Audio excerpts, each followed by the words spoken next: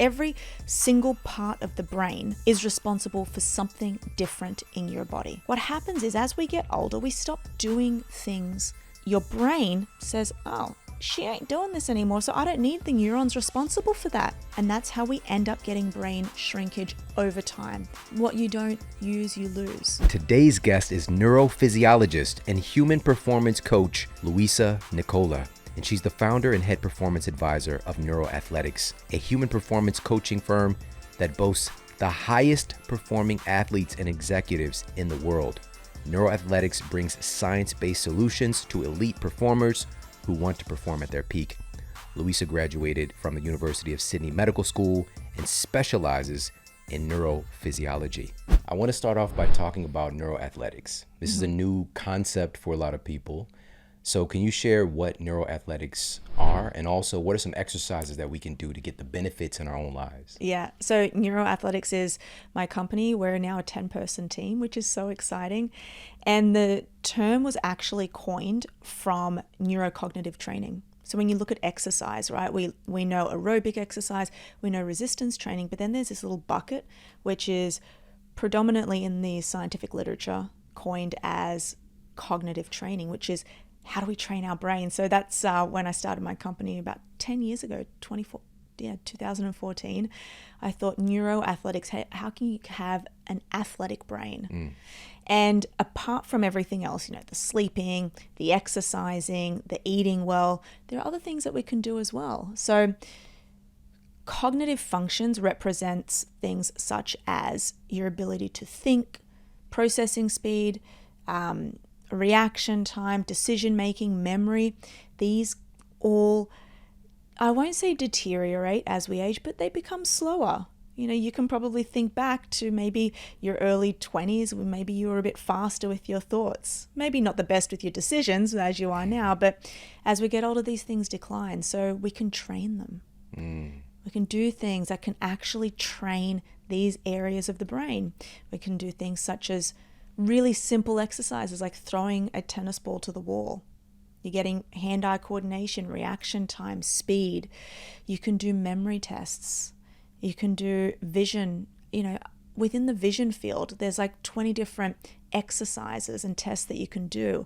You can do, you know, put an eye patch on one eye, throw the ball, stand on one leg. Yeah.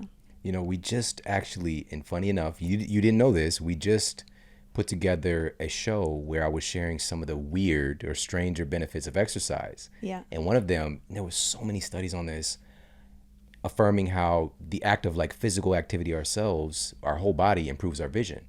But within that, I made a little caveat that there are certain exercises that we can do with our eyes themselves. You know, every part of our physiology can be exercised in a way. And this is why I'm so excited about neuroathletics, because it's just like when you said to have an athletic brain, I'm like, I want that. Yeah, exactly. You know? And so can you articulate this a little bit more? Because I love this. I do this exercise. For me, I want to do it more frequently, especially now talking with you. I got to get my stuff together. But at least once a week, I'll, you know, tennis ball outside of my house, throwing a tennis ball, alternating my hands, changing speed. Now I'm pretty fast at it, you know. And can you give a little bit more detail on, because you just said throwing a tennis ball against the wall. That's like your starting point. Yeah. So, yeah. But you can do anything. Like there is like, the sky's the limit, because if you're getting faster, right, then you can start to add things in, like put an eye patch on your eye, stand on one leg and throw the ball. I'm sure it will be a bit more demanding then. Or give yourself cues. Like you can get an app, right?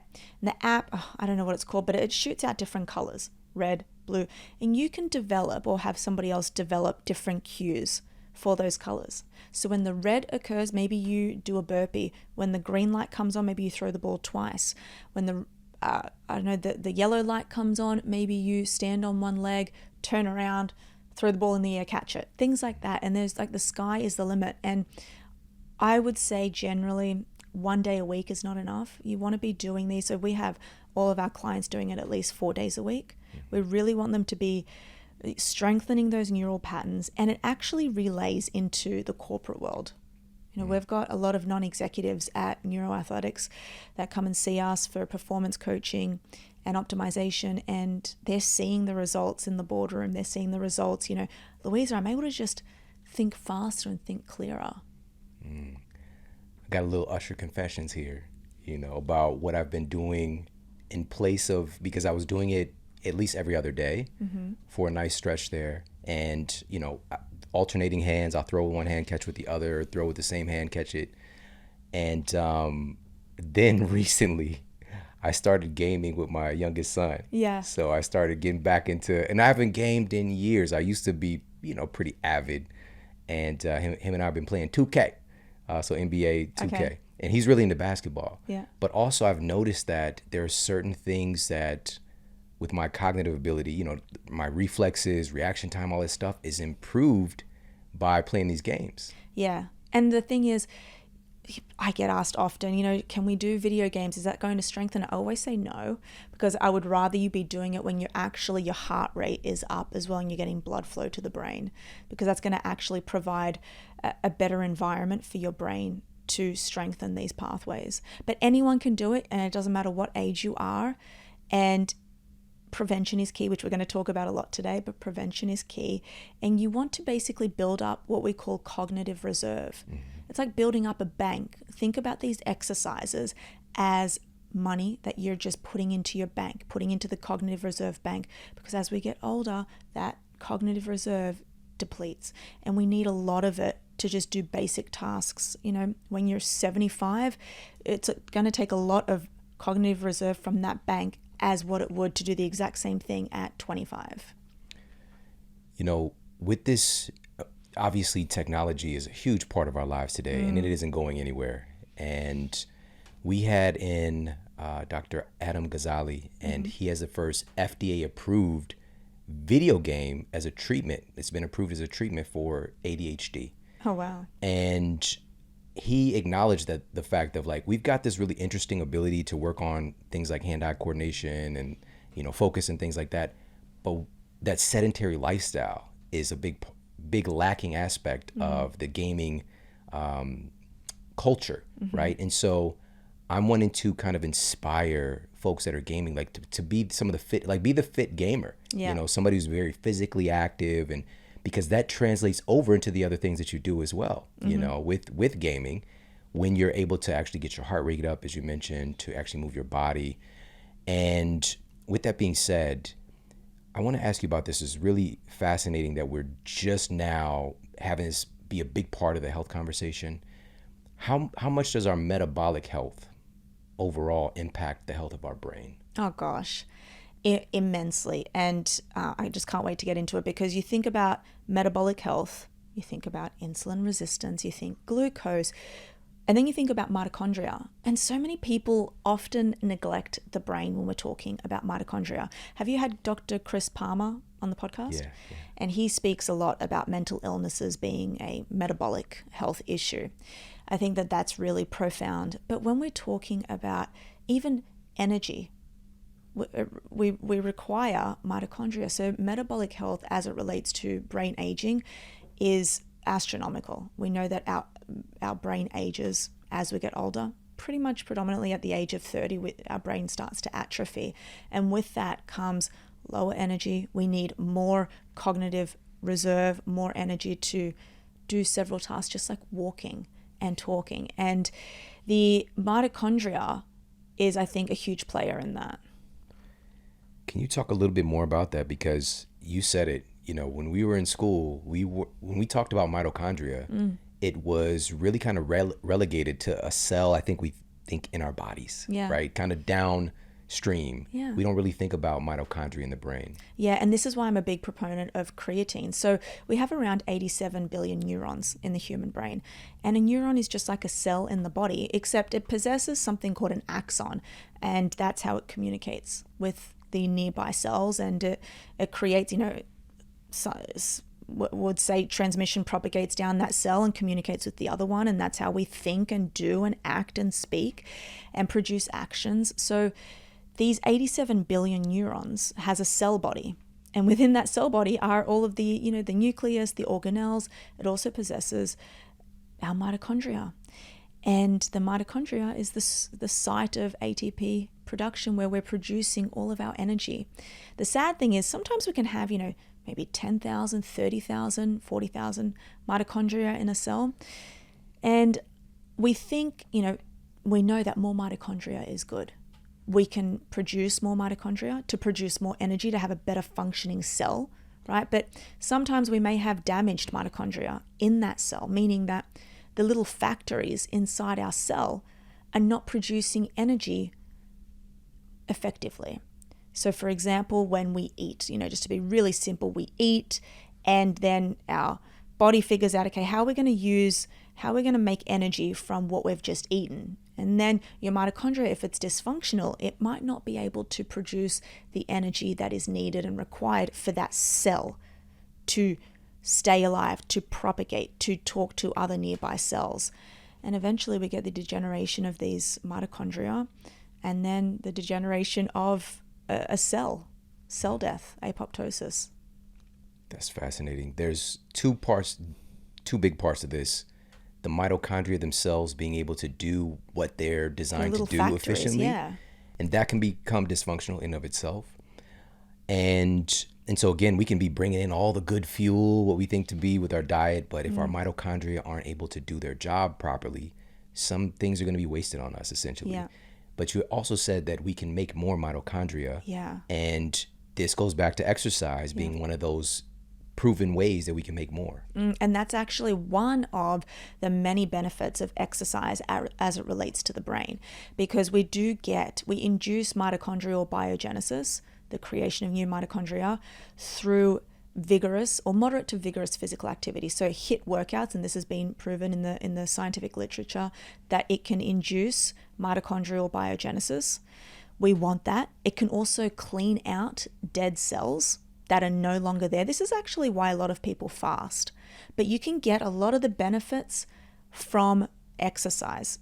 And then what you're doing is you're placing stress upon the mitochondria, because we need the mitochondria to produce energy. So when we're working out, evidently we have a large energy demand.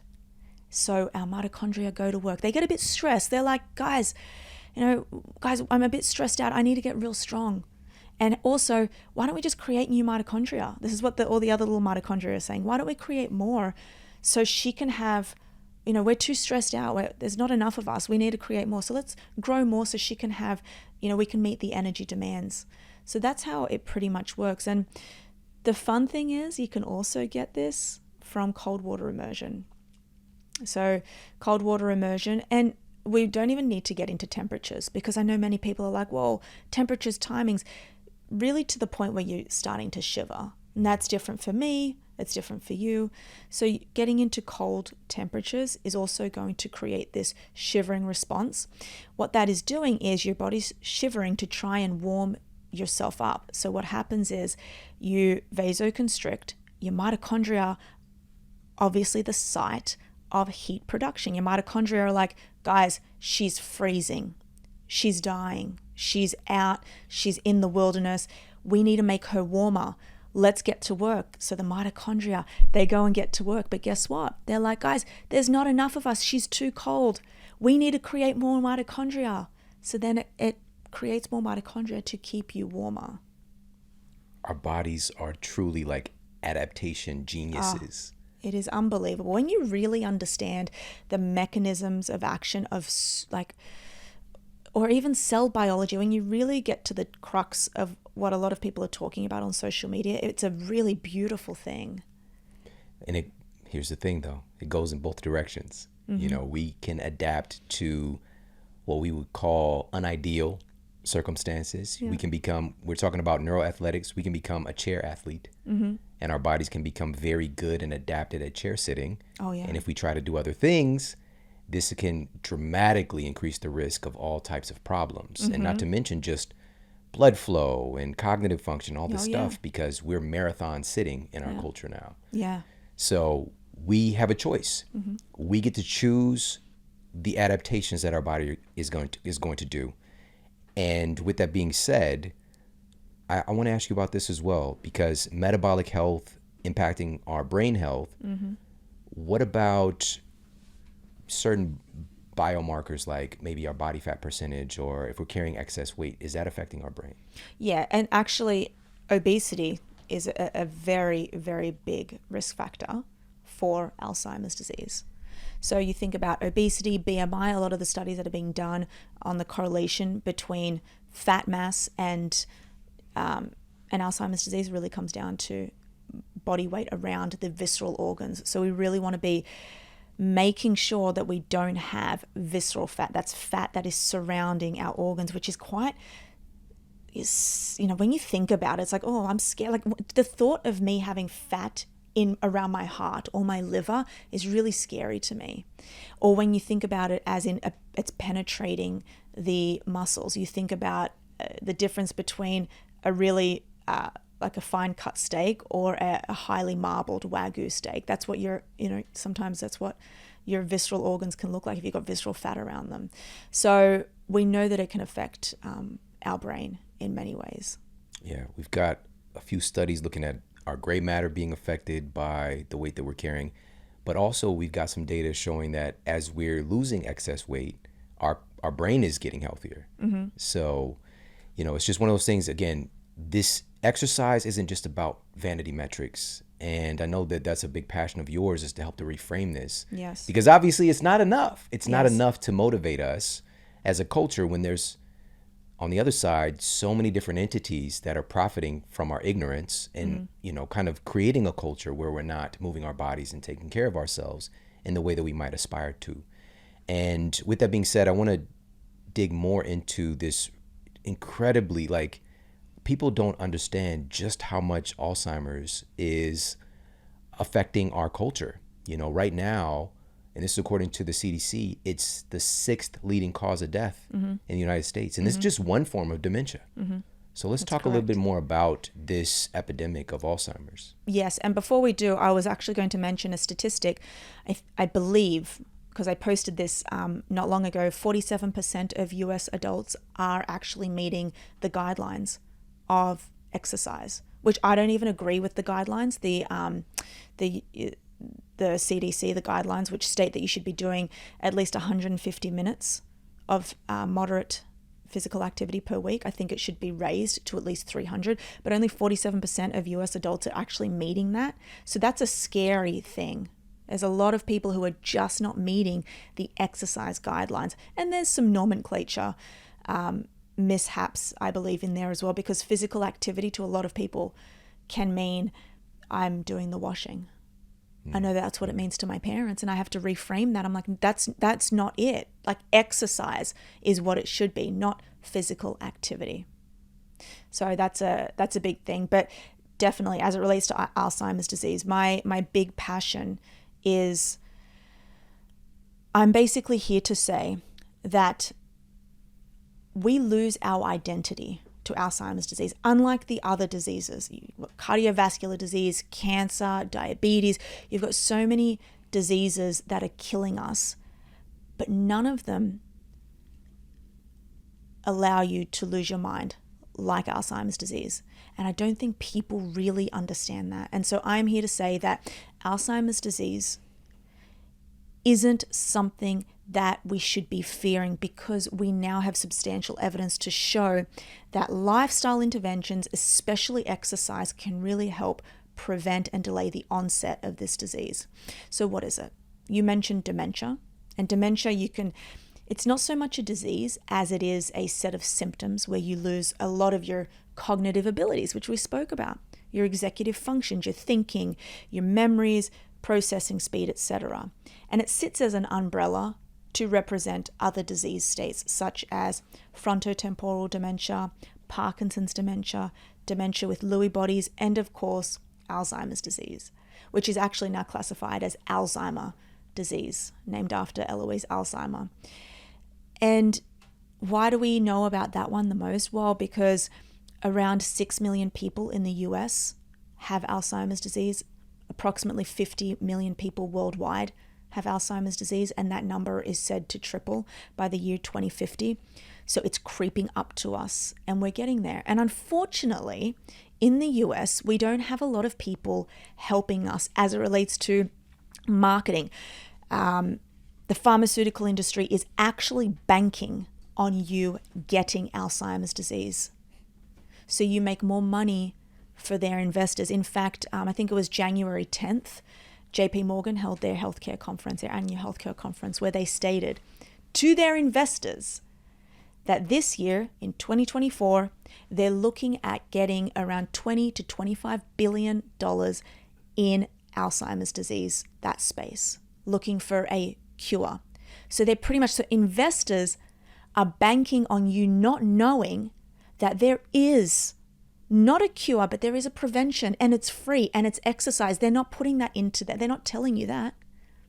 They are saying, guys, JP Morgan's basically saying, hey team, investors, pull all your money into the Alzheimer's disease space because a lot of people are going to get it. We know that because people are getting fatter, they're getting more sedentary, they're not exercising, and we're not going to go and tell them that. We're not telling anybody to go out and exercise. We're just banking on the fact that they're going to get Alzheimer's disease and your money is going to triple. So by you not exercising, you are paying for investors' children to go to private schools. You're paying for their cars. You're paying for their yachts. And who loses out? You. You lose your mind and you lose your brain. So I'm really passionate about this. Like, imagine, look yourself in the mirror today. Literally look yourself in the mirror and say your name. Say your address. Say who you love. Say what you love. Say everything that you're thinking. Because if you get Alzheimer's disease, I got to tell you, it's a very sad case, because you can stand there and someone can say, oh, who am I? Where am I? What am I? Who? What? That is so scary, because, you know, they say you're born into this world alone with your mind, and we die alone. But you die with your thoughts. But imagine if they're not there anymore. What do you die with? Man, that hits different. Yeah. Until somebody experiences this with somebody close to them, again, it seems very like notebookish. You know what I mean? I know. And the reality is, it is a terrible, terrible way for us to die, to suffer. And here's the thing. And for me, this is an overall statement, but there's so much unnecessary suffering in our world today. Unnecessary. We have all of this apparent innovation. We know this stuff. It is very elementary when it comes to, for example, exercise. Like, your body requires that in order for healthy function. Your cells, your DNA, all this stuff. But we're existing in this paradigm where we have this pharmaceutical model that is banking on. It is like in our culture, in our economy, it's a big part of our GDP as well, banking on American sickness. Like, it is arguably the most profitable thing to invest in, because we just keep getting sicker and sicker and sicker. And a part of this goes back, and I want to ask you about this piece, to something that has long been disproven, but even when I was in college, this was kind of the top tier belief system, which was genetics. You know, this is based on our genetics. We're genetically predisposed to having Alzheimer's. Let's talk about the genetic connection. Yeah, and that, again, is another myth. And people, you know, when I say I'm in this world, I'm studying it, I have a review paper coming out soon, which I'll send to you, you'll love it. I'm in this space. Like, I often forget that a lot of people just believe that you just get Alzheimer's disease when you get older. It's just normal. No, it's actually not normal. So we know this from GWAS analysis, where we get a large population of people who have Alzheimer's disease and those who don't, and we look at their genetics. So we know that there's around 30 genes involved in this specific disease. I'm not talking about dementia, I'm talking Alzheimer's disease.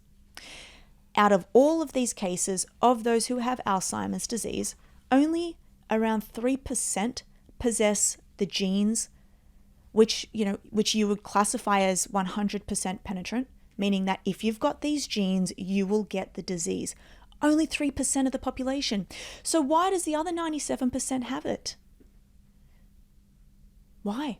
Is it because we're just not smart enough, that we just don't know? No, it's because of lifestyle factors. We have 3 genes, right? If you get it, that's it. You can't help it. Okay, it's presenilin 1, presenilin 2, and amyloid precursor protein. That's APP. So Those are the three. The other ones that people associate Alzheimer's disease with is called the apolipoprotein E4 gene. If you have one copy of E4, it raises your risk, 4 times of getting out. It raises your risk. Doesn't mean you're going to get it. They are lifestyle genes, risk factor. It's just like if I walk across the road with a blindfold, I raise my risk of getting hit by a car. I may not get hit, but I'm not going to walk across the road with a blindfold on. I'm just not going to do it.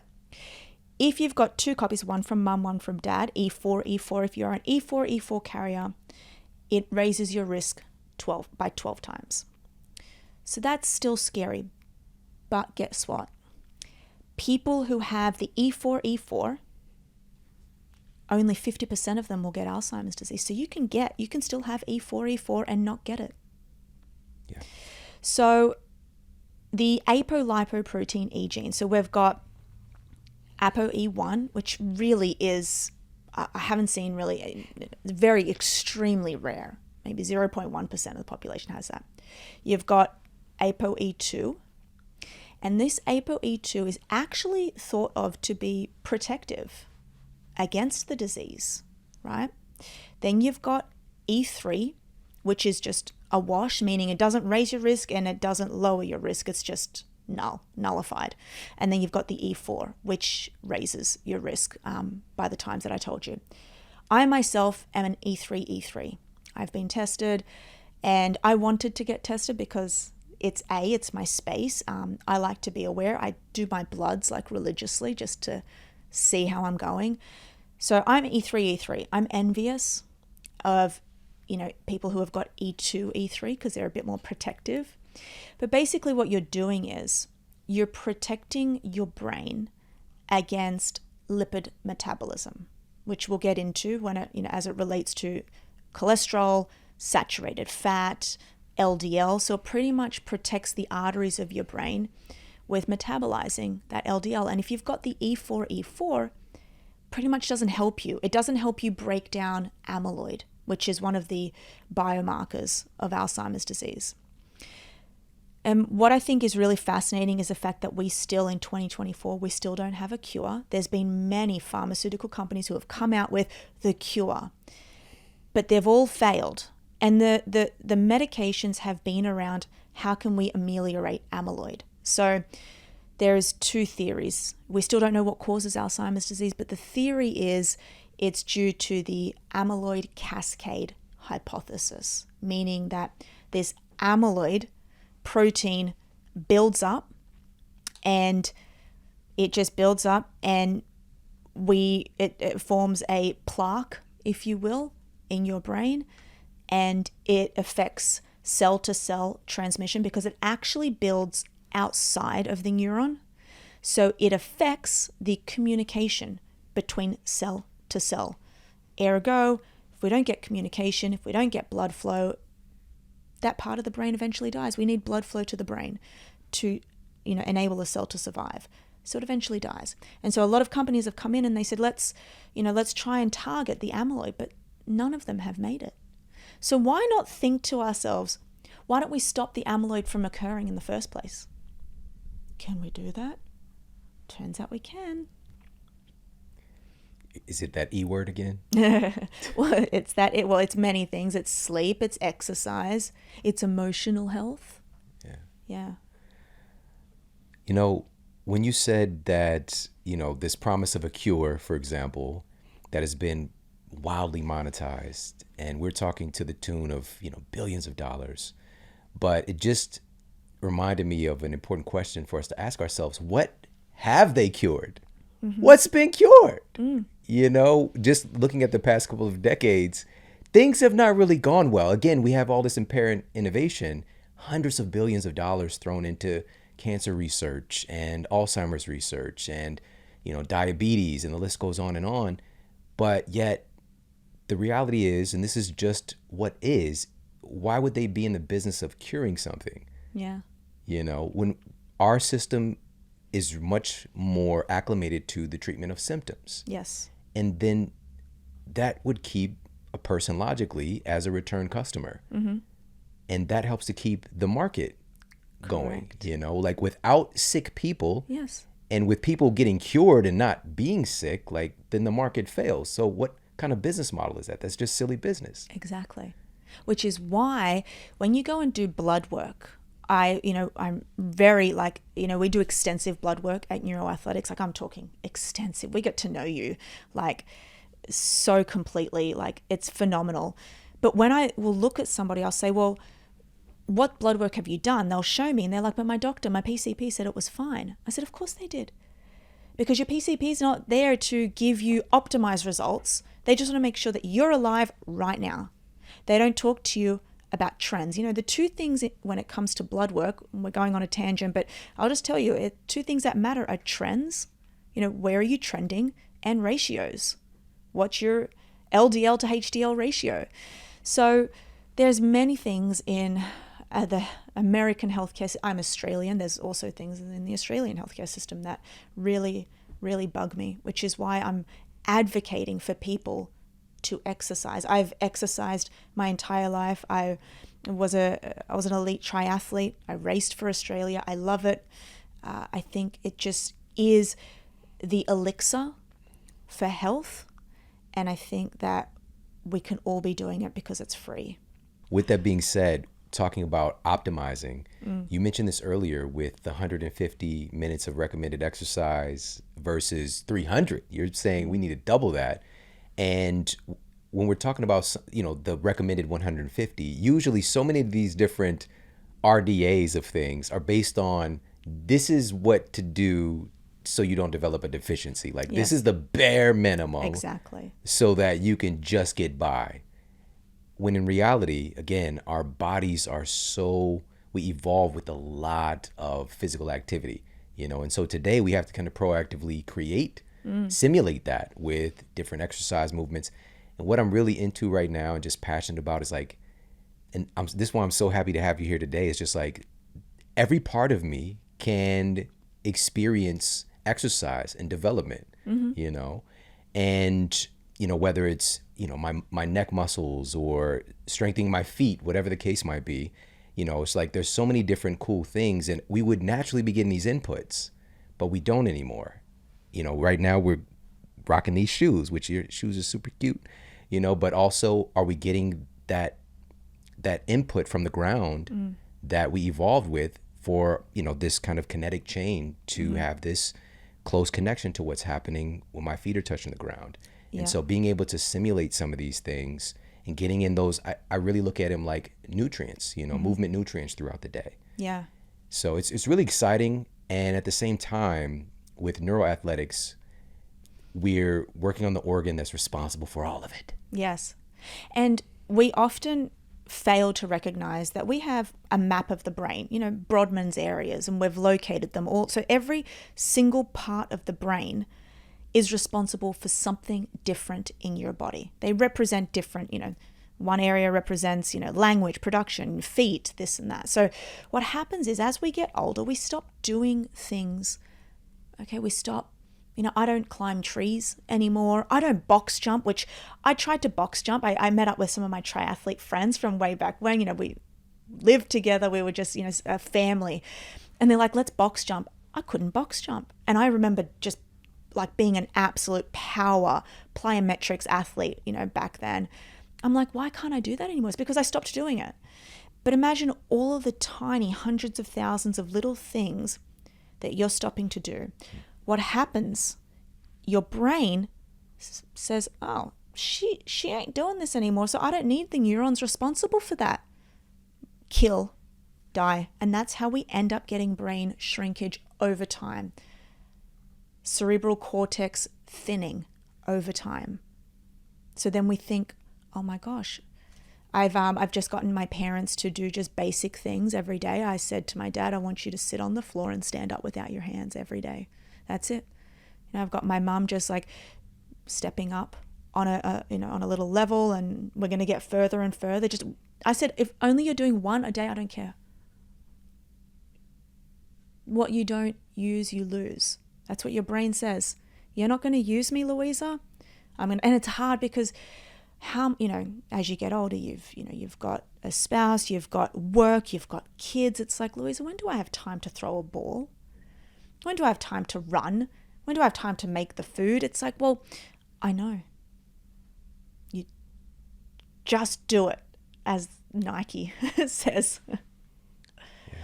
Yeah. That's one of the biggest messages from today, truly, is like our bodies, our brains works on a use it or lose it basis. If we're not doing those things, that was such a great example with the box jump. But here's the cool thing. You could train those neurons, you could train those muscle fibers, you could train your body to do that thing again and grow new branches. But wouldn't it be good if we don't lose it in the first place? Just keep that as a part of our lives. But our culture, again, is constructed in a way that we move away from all this physical activity. We sit in chair, like even as kids. If you think about it, it's pretty abnormal to take a kid who is just full out play, just want to play. And like, you've got to sit at a desk for, 7 hours a day. And I don't know if you know this, but younger people now are getting dementia.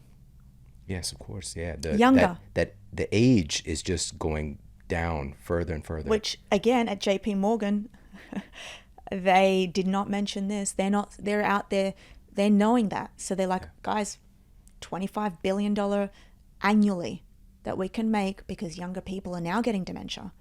Put your money in there. It's sickening. So chronic degenerative diseases have been happening in younger and younger populations. And I'm one of those people. At 20, advanced degeneration of my spine. Oh. I was 20. Why? Degenerative disc disease, which is supposedly incurable and all the things. And my L4 and L5S1 disc dramatically deteriorated, showed up black on the MRI, and also they were both herniated. So I was in pain. And that was just that, I'm sorry, you're going to have to live with this, and here's some medication. And so the next couple of years, I was always going to the pharmacy, getting my medication. Yeah. When the entire time there were solutions available. Yeah. But nobody stopped to ask, how is a kid experiencing this advanced arthritic condition of his spine? Also, I broke my hip when I was 15. Well, how many kids are now getting on Ozempic? Getting a lifetime injectable medication to stop them from eating. Like, what are we doing? Like, where should the public health policy be? Where should the money be going? It should be going instead of, in America, it's so different in Australia. Like, you're watching a TV show in Australia, the ads come on, and they're not pharmaceutical ads, not from what I see. But in America, everything is, hey, have you got a headache? Take this. Oh, have you got IBS symptoms? Take this. Everything is based on medications. It's just like, why don't we spend that money and educate people on what exercise is? And by the way, this 150 minutes, the 47% of US adults that are meeting it, I would say only probably about 3% of US adults are actually doing the right thing. The other, 44% are probably walking around, just going for long walks. I mean, walking's fantastic, and we've seen that it can improve outcomes in cognitive health. But you're probably still in zone 1. Like, if you're not getting that blood flow, which we're going to talk about the different forms of exercise, you're not going to get the benefits. Just to circle back really quickly, as you said, you've already said this multiple times, it's not just the one thing. Exercise is obviously huge, but our sleep quality, our relationships are going to impact our health. For me, my biggest obstacle, or the thing that was probably causing the most cellular dysfunction that was leading to my outcome, was I was eating like 90% of my diet was ultra processed fake food. Oh, wow. All right. Living in Ferguson, Missouri, just in this glorified food desert, and I'm making my tissue, like these are the materials I'm trying to provide my body with to make me, right? Let alone the energy exchange, let alone all the deficiencies that I had, where my body just had to even leach certain nutrients and minerals from my spine and from my hips just to help my blood to clot, for example. These are basic, very simple things to understand if you understand. Yeah. But in that model, it's just like, I'm sorry that this is a situation. We can't do anything about it. Here's some drugs.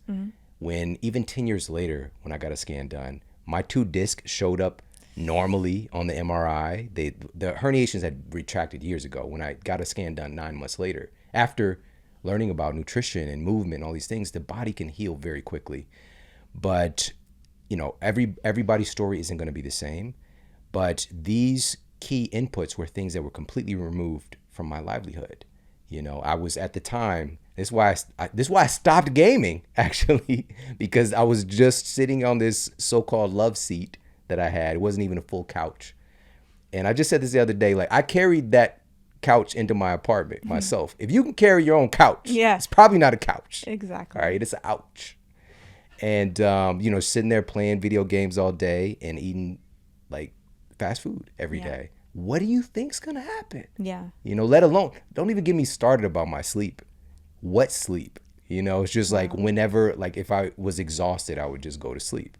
There was no kind of structure, no honoring of what my genes expect from me, you know? And so this is where we get to, and platforms like this are so powerful today, because while that is existing, this very powerful pharmaceutical model, which there are valuable aspects to it, we also have the opportunity to learn some things. And you said the F word earlier. Your eyes, if people can't see, your eyes are like, what? I know. What did I say? You said free earlier. Yes. So many of these resources are free. You know, just being able to get out and to walk and to move our bodies and, you know, to run a little bit and to do some explosive movements. Not a lot is required for us to fortify our health and also to prevent some of these very serious condition. But you know, you say that we've got a lot of free education, and we do. Like I've got a podcast every single week. I talk about Alzheimer's disease, but you can listen. It's like reading a book, but you've got to actually do it. And it's all fun, you know, listening to it. It's exciting. I'm learning. What are you doing today? Ask yourself daily, what have you done today to raise your heart rate? I'm staying in West Hollywood, and there's a huge, is it La Cienega? I don't know, to get to Sunset, there's a huge hill.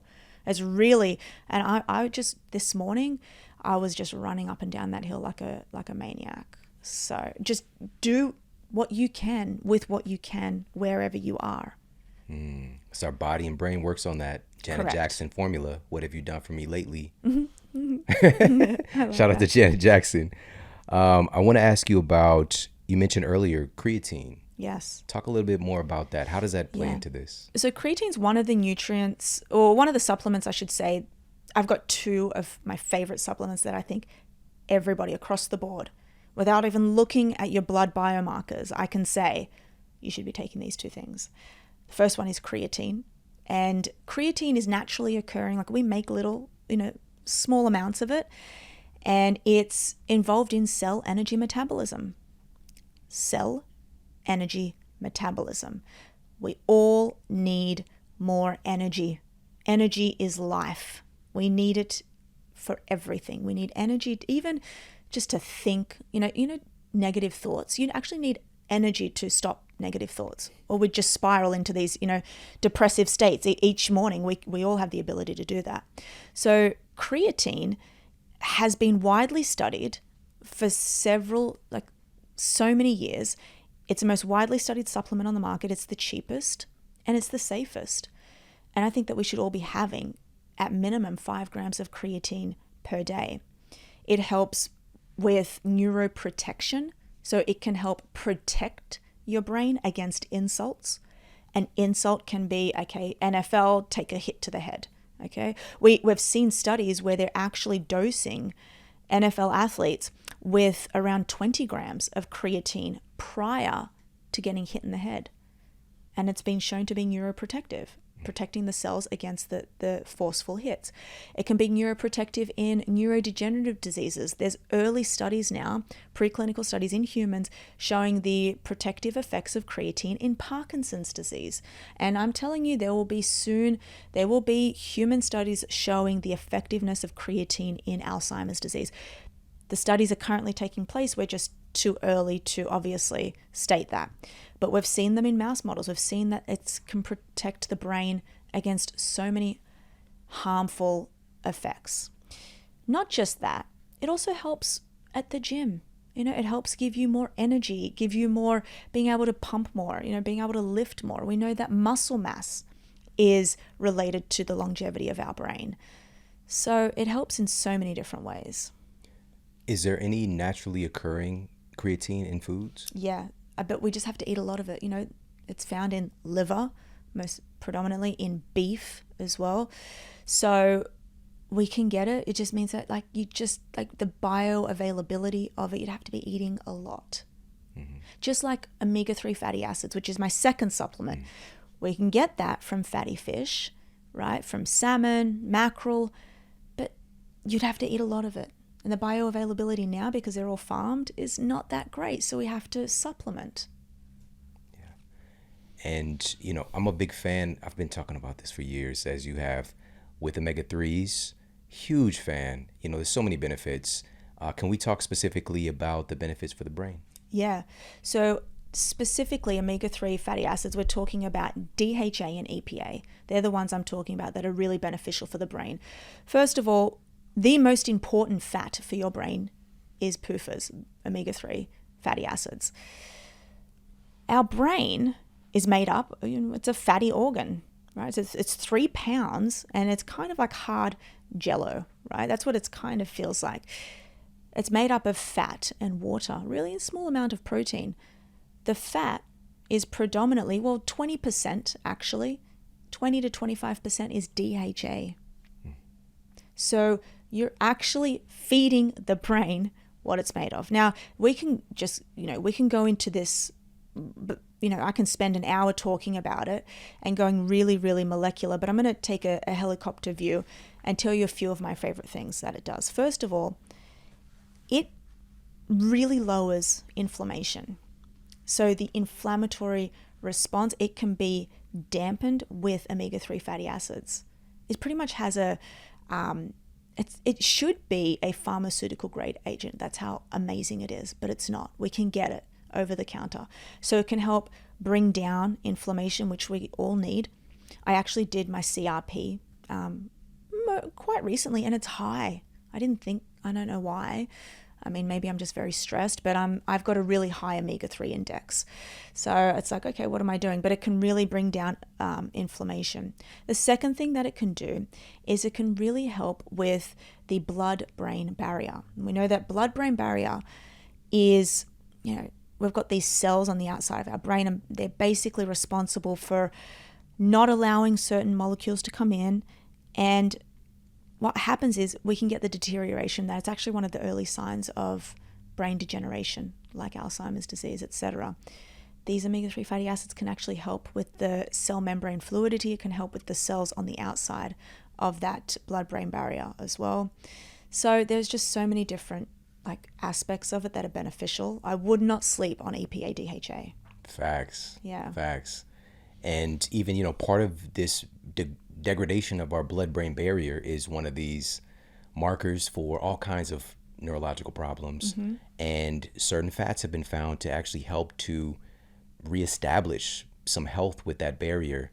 And, signal transduction in the brain. Mm-hmm. These are made also partly for structural fats of the brain itself. Correct. Yes. How important is that? If you're not giving your brain the stuff that it's actually made of, you're probably going to have a problem. And also we've got randomized controlled trials on it, improving memory and reaction time and all this other stuff.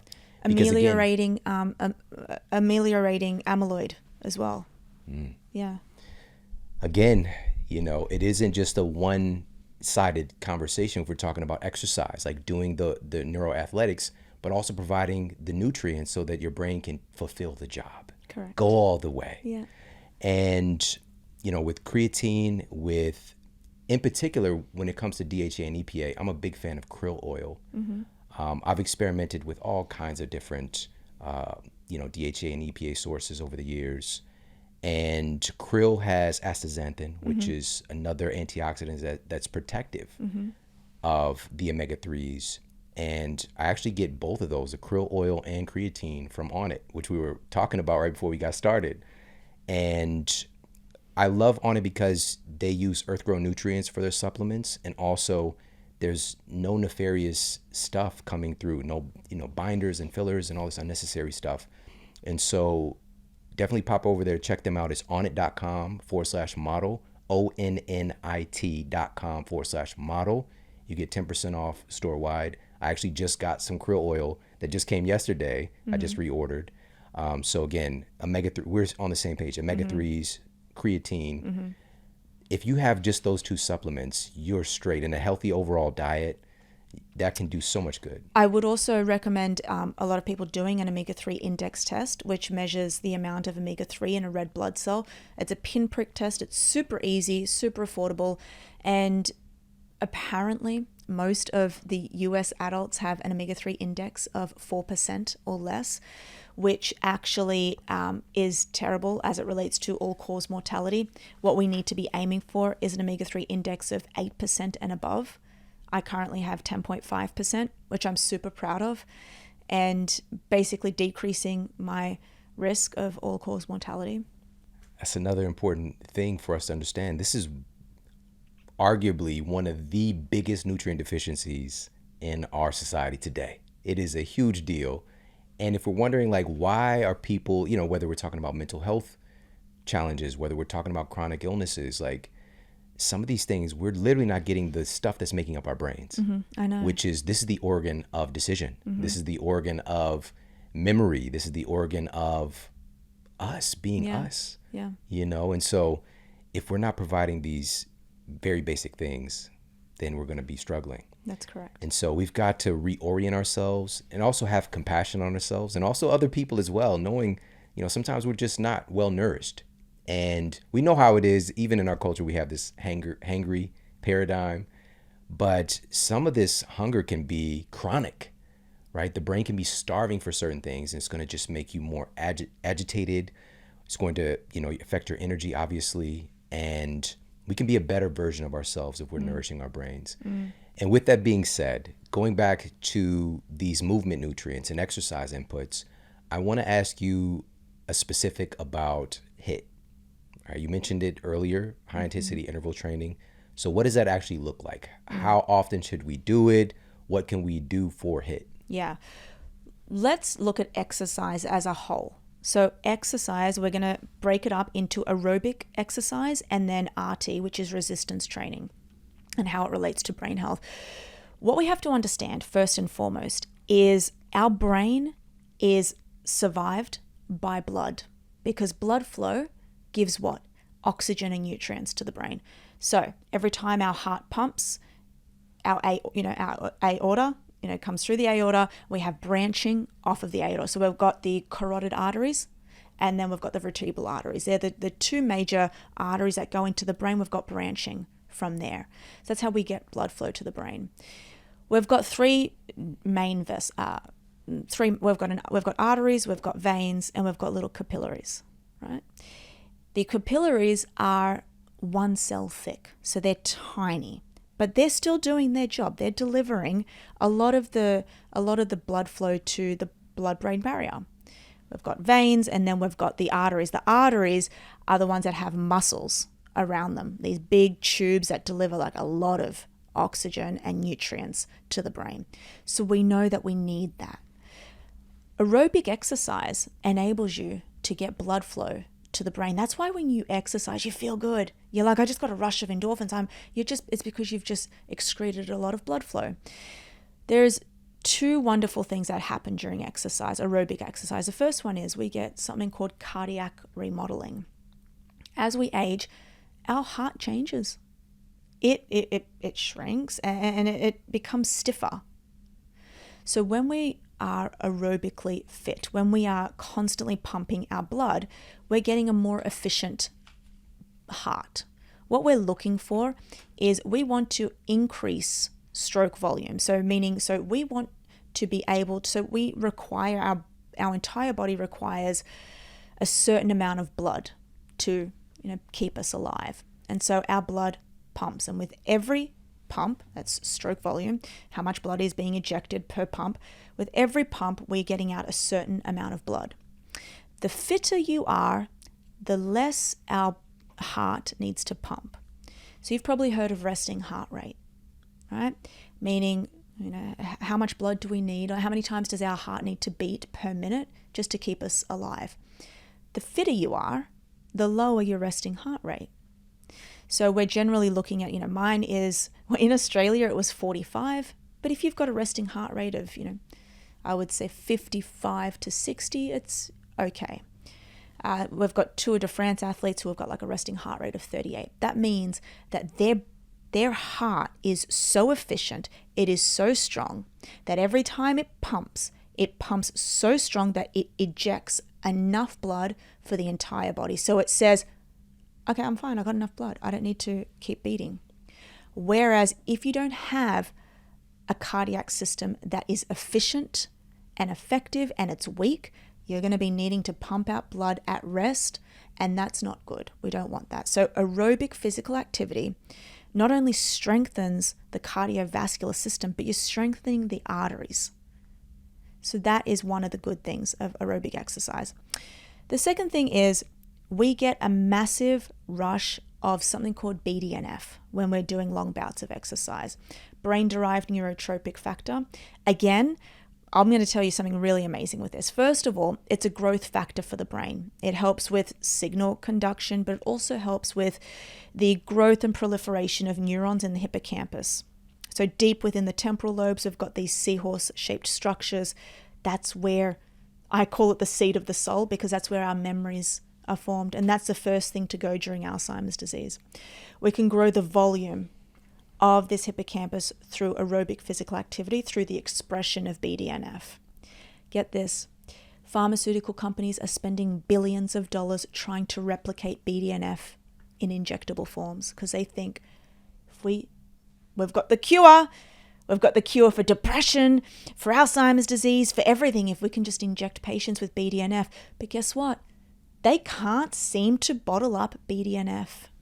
But we can get it for free. We just have to run for 20 minutes. So there's a lot of studies that are being done on the relationship between BDNF and depression. But I actually want to go back to the cardiac system, because there's a wonderful cardiologist, Ben Levine, and his group. They produced a landmark study back in 2010, and this one makes I'm going to frame it because it's so amazing. What they showed was that over a 2-year period, they put 50-year-olds on an exercise program where they were doing one HIIT session a week, and then they were doing 30 minutes of vigorous exercise 4 to 5 times a week. 50-year-olds for 2 years. Guess what they found? They completely remodeled their entire cardiac system and changed the age of their heart by 20 years. So these 50-year-olds had the heart of a 30-year-old, which is mind-blowing, which means what? It means less stiffness, less, they had more left ventricular volume, less ventricular stiffness, which means and a more efficient heart. 50 years old with a 30-year-old heart. Unbelievable, just from exercise alone. Notice I didn't say moderate physical activity there. I said vigorous, meaning you got to get your heart rate up. Your brain and your heart needs that pumping. You need to be huffing and puffing. Right? So that's aerobic exercise. We love it. We need it. It's fun. Get on a bike. So many people get caught up in, well, what do I do? Is it Pilates? It's just do it. You can be jogging on the spot for all I care. Your body doesn't care. Your brain's not like, oh, she's on a rower. No, it just knows blood flow. Right? So that's that. Then we move on to where my primary area of research is, and that's resistance training. And this is where my study with my mentor and colleague, Dr. Tommy Wood, who's taught me so much in this field. He's absolutely phenomenal. What we're seeing is that resistance training is offering a whole host of other benefits. And it predominantly comes down to something called myokines, which are muscle-based proteins, and we all have them. Your muscles are these tiny biomedical labs. And they are there. It's like a pharmacy for your brain and for your body. And these tiny little myokines, they get excreted every time you use your muscles. So every time you contract your muscle against force, meaning that if you're going to do a bicep curl, I don't want you lifting 2 pounds. It's got to be forceful. Your muscles, the muscle fibers contract, right? And the cells of the muscle spit out these tiny little proteins, myokines, and they go into the bloodstream, and then they have an effect on our brain. We've got myokines such as IL-6, which we used to know as a pro-inflammatory cytokine. But it wasn't until a wonderful researcher, her name's Bente Peterson, she actually coined the word myokine. She found out that when IL-6 is secreted from the muscle, it's actually anti-inflammatory. So you have an anti-inflammatory effect. We've got irisin. It is getting secreted as well. And that is actually, you know what that's doing? It's actually helping with the expression of BDNF. So it's helping BDNF actually express itself even more. And these myokines actually cross the blood-brain barrier, and they go into different areas affecting executive functions in the frontal lobe, affecting eyesight in the occipital lobe, affecting the hippocampus. And not just that, we've got human evidence. It was actually produced in a really wonderful study in Cell. It gives me goosebumps talking about it. We're showing that can actually lower tumor growth. So it can actually inhibit tumor growth. There's also another study that was done on breast cancer, showing that doing moderate to vigorous exercise prior, this was on women with breast cancer who were actually going in, metastatic breast cancer, going in for chemotherapy, you're actually blunting the effects of that tumor growth and helping with the chemotherapy if you're doing exercise. Like we don't need to be going with prescription drugs when we have exercise. Exercise should be a vital sign. Your PCP should be checking it, just like they're checking blood pressure. They should be checking exercise. It should be mandatory. It should be in there as how much exercise have you done this week? That's not enough. You will die. You are dying. Exercise. You know, the other part of this that we didn't mention yet is with this current model, what are the side effects? You know, the side effects with exercise, generally you're just like, okay, so I've got this benefit to, protecting me against Alzheimer's, but also protecting against cancer, and also for this and this, all these other benefits. When we look at a statin, for example, we see loss in muscle function. We see issues with the brain. What is the cost of treating a symptom when we have the real solution here for us? And again, largely free. And also you get all these other beneficial side effects. Even the term side effect has a negative connotation, rightfully so. But we can get positive side effects by implementing what you're talking about today. Yeah. We can get positive. I mean, look, the negatives of exercise may be, okay, you're going to increase maybe your injury risk, maybe, if you're doing the wrong thing, which actually brings me to my next point. I think everybody really should invest in a trainer, if you will, because not a lot of us, look, I've got great form, but I really can't be bothered. When I go into the gym, I just need someone there, or I'll just be on my phone. Okay. So I just need someone there I don't want to think about that anymore. I've gotten to the place in my life. I've done my time as a triathlete, and I'm used to having a coach. Then I did some time of, doing the work myself. And now I'm like, you know what? I've got so much going on in my personal life, in my professional life. When I go to the gym, I just need someone there guiding me and setting the stage, basically telling me what to do. I think a lot of people shy away from getting an instructor. They think they know what they're doing at the gym. A lot of people don't. Know thyself. Yeah. Know thyself. That's so important, And also there's group training classes. What you got to find what is going to get you up and going, give you a sense of accountability, a sense of progression, work all out the with things friends, that we need. Yeah, work out with your friends. There's so many different flavors of this, but you must know thyself. It's part of this equation. And as you mentioned, you've got a paper that's going to be coming very soon. I can't wait to see it. But if people want to stay up to date with you and your research, how do they do it? Where should they go? I hang out on Instagram a lot, Louisa Nicola. For any personal trainers or athletic trainers listening, we have our biggest thing that we do at Neuro Athletics. We have a 6-week course for coaches. It's called the Neuro Athletics Coaching Certificate. It's led by me in a live online forum, so it doesn't matter where you are in the world. We have different intakes and different cohorts throughout the year. You can do that. You learn all the pillars of human performance. And I also have a podcast, which is literally dedicated to the brain, the neuro experience. Amazing. Where can people get information about the training? Yeah, neuroathletics.com.au. Awesome. Yes. Awesome. Well, I'm glad that you could stop by. I know Thanks, you just came Shawn. in from Sydney Yes. on your way to New York. And so to have you to come and stop by is really, really awesome. It's Thanks good to see so you. much for having me. Hey, if you like this video, make sure to check out this video right here. What if I told you these are diseases of skeletal muscle first? And that obesity, diabetes, heart disease, cardiovascular disease begin in skeletal muscle first. Insulin resistance begins in skeletal muscle first. And if we care about root cause medicine, then we have to care about skeletal muscle.